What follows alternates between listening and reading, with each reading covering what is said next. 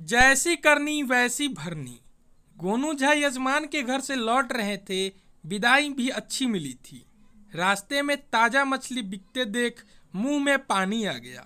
जेब में पर्याप्त रुपए थे ही सो मछली खरीद ली। खुशी खुशी वह घर की ओर कदम बढ़ाए जा रहे थे और मन में लावा फूट रहा था कि मछली देखकर ओझाइन खुश हो जाएगी। कुछ देर आगे बढ़ने पर एक परिचित व्यक्ति मिला। वह फोड़ा फूसी आदि को चीर फाड़ का काम करता था।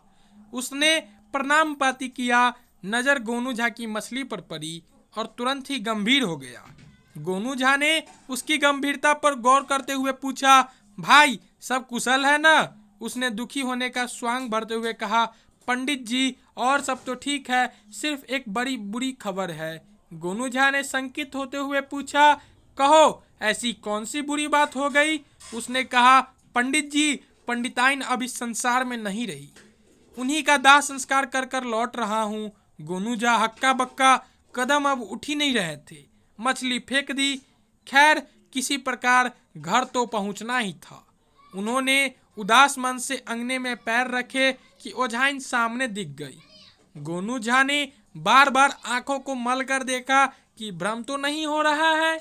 तब तक पत्नी पास पहुंचकर चहकती हुई बोली, यहाँ क्यों खड़े हो गए? ऊपर चलिए, हाथ पांव धोइए। गोनू झा समझ गए कि जराह ने मछली ठगने के लिए ऐसा अशुभ संवाद कहा।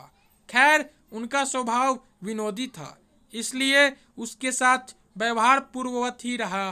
कुछ दिनों के बाद गोनू झा के मल द्वार में घाव हो गया। उन्हें खटिया पकड़नी पड़ी। उसी जराह को बुलवा भेज गया। उसके आते ही गोनू झा और कराहने लगे।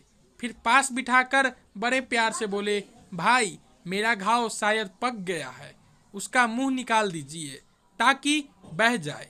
मैं खटिया से उठ नहीं सकता, इसलिए आपको ही देखना पड़ेगा। वह नीचे घाव देखने लगा।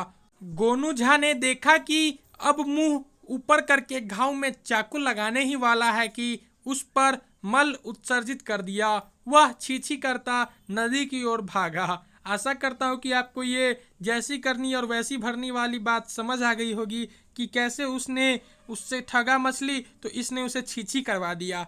आशा करता हूँ कि आपको कहानी पसंद आई होगी। ऐसे ही हर रोज़ एक नया कहानी देखने के लिए हमारे चैनल को सब्सक्राइब कर दिए। हम रोज़ ऐसे ही मज़ेदार कहानी आप लोगों के लिए लेते आते हैं। अगर कहानी पसंद आई हो तो कहानी को एक लाइक कर दे। तब तक के लिए जय हिंद, जय